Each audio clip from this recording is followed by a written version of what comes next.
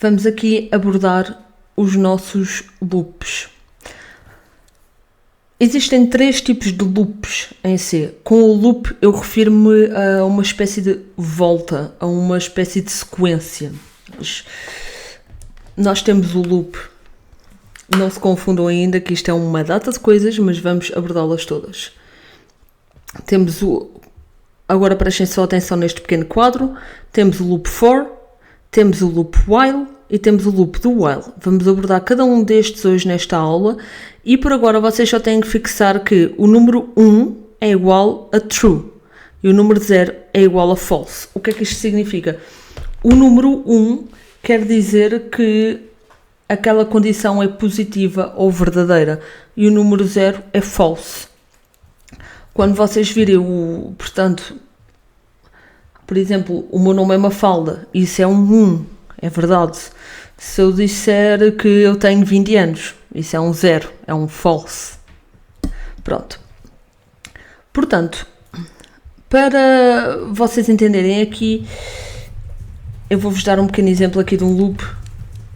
Isto parece assim um pouco confuso à primeira vista, mas tenham em mente que estes sinaizinhos que demos provavelmente entre o primeiro e o quarto ano em matemática, estes sinaizinhos de maior do que, menor do que, maior ou igual a, menor ou igual a, isto significa igual a e isto é diferente de a variável a.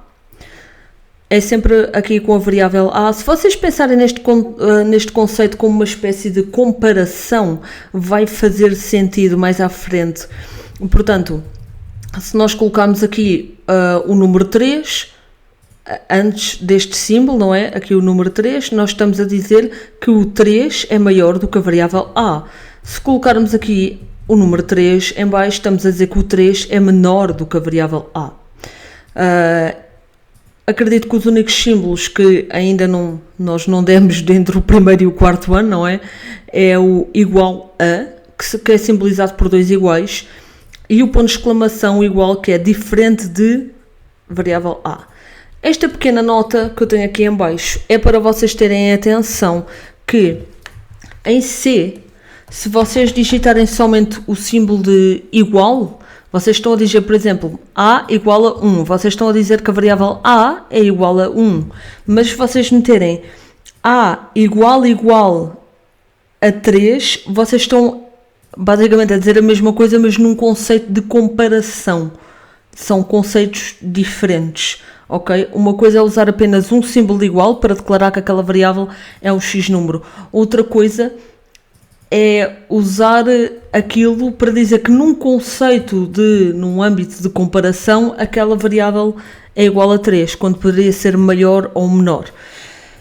Portanto, agora, tendo isto aqui em mente, tenham assim para já em mente, quando formos agora abordar os loops, tenham em mente que qualquer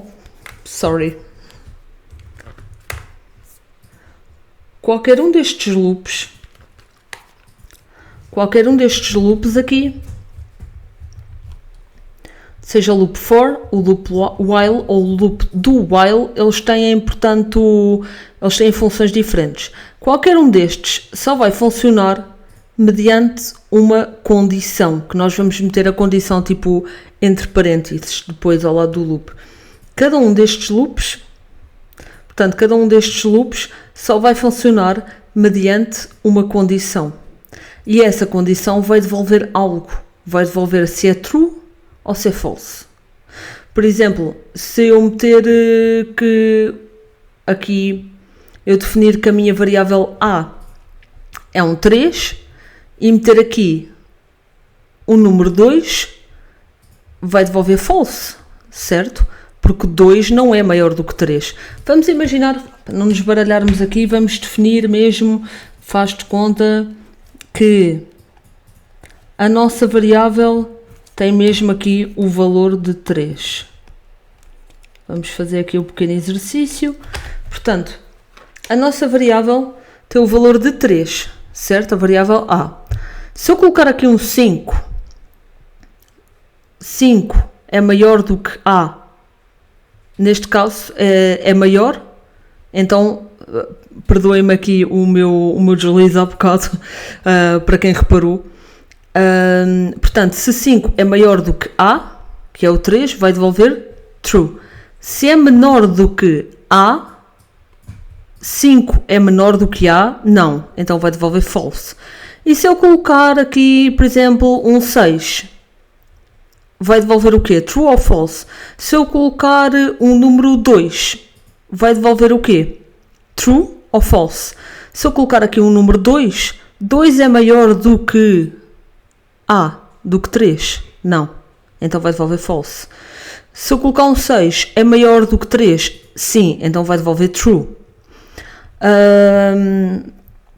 Aqui nós temos a opção de maior ou igual que A.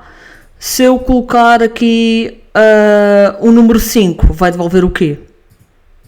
Vai devolver um true, porque pelo menos uma destas condições confere.